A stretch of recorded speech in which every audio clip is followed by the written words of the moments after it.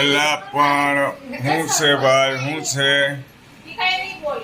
શું છે ઈલું, શું જોઈએ છે? અરે બાએ કીધું આજે ક્વોલિટી ખવડાવવું છે, મને મોકલવાનું કીધું તો આ બધા હારે આવે છે. એવું છે? કોને હારે આવવું છે? આ દેવ ને બગડા સટી કરે. અહીંયા આવતોય ભાઈ,